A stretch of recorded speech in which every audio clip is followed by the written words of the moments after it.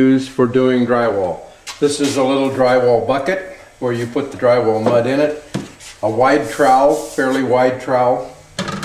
This is the drywall knife or saw that you can take when you want to make a cut. You put it up to the drywall, you just pound on this a couple of times, that point edge goes in, and then you can just saw down real well.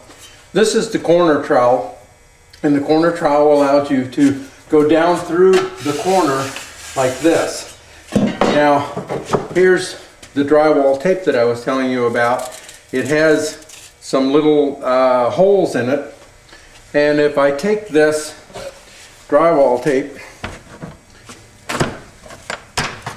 just going to cut a little piece of it, and I put it in the corner like this, I can just stick it down in the corner, and then when I get ready to put my drywall mud on it, if I've got one of these, I'll take a little bit of the drywall mud itself, and I'll take a little bit of that.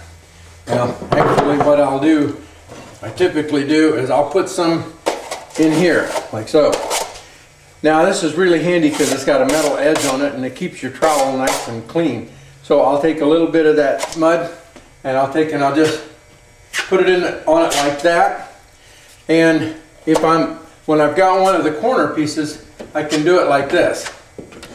And then I'll just take the trowel, the corner trowel, go push it down through there, clean it off, it's all done. Now, once that's dried, I'll take a little bit more mud and I'll just kind of put it along the edges here. And then I'll take my wider trowel and I'll do one of these numbers down there. But I try to scrape it off all the time. That way you don't have any of it kind of lingering on this piece. And it makes this edge nice and smooth and feathers out. Now I want to show you some that I've done before, but it's never been really finished.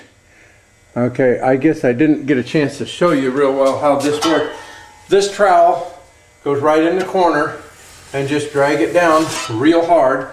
And then and of course, I would try to keep this thing cleaned off because you don't want any buildup on this. And then once you have put a little bit of the drywall mud on your big knife, you can take that and just drag it down through there, smooth it out. Then there's basically very little sanding. Now when you're all done and it's dried, a lot of times you can take a clean knife like this one and just take and drag it down across there, and it will get rid of all of the little bumps on it. You can see right here, let's move that camera over. You can see right here where I've done a little bit of drywall work, and there are a few little bumps on it. What I can do is just drag this down over it like that, and it takes the little bumps off. Of course, now I've got some of those bumps on my knife, and I need to get rid of those. So I'm just going to take a piece of cloth and wipe them off. I don't want them back in this mud because if they put it in this mud, then I've got a problem. I'm going to look up a little higher. You can see where I started to do some drywall work here, but I haven't finished it. So here's a good opportunity to show you what this is like. I'll take and put some mud on here like this, and I'll just take my knife and drag it down real hard. So you don't, because there's a little bump right there. I see that, and I have to get rid of that because that'll cause problems then later on. There. And now I'm going to do the same on this other side, because I put my tape up first. It's got kind of rough, nasty edges on it. And you can see it by coming up here. Those are some kind of rough edges, and you can see where my tape is kind of sticking through right there. Don't worry about it sticking through. You'll be able to cover that in the next couple of coats. You can see down below right here where I've done that before.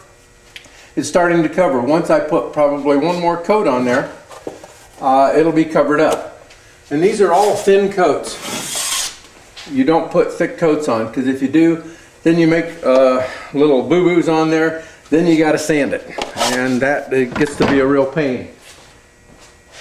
The best sanding material you can get is to have some of this drywall sanding screen. It's called drywall sanding screen. It actually is like a piece of screen, and you can see right through it, but it's real rough in texture. This is 120 grit. That's probably about all you'd ever need.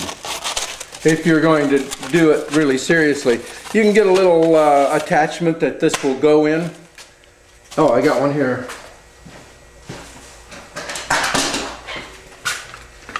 This is, get this down here where we can see it. Okay, this is really what this little sanding block is like. It's got a little place where I can put a handle in it, and then I can use it, and I can go over and I can sand like that. Just sand all the little rough spots off. You don't want to sand it real hard, because if you do, it's just going to cause you to create a lot of dust, but scraping it is the best thing.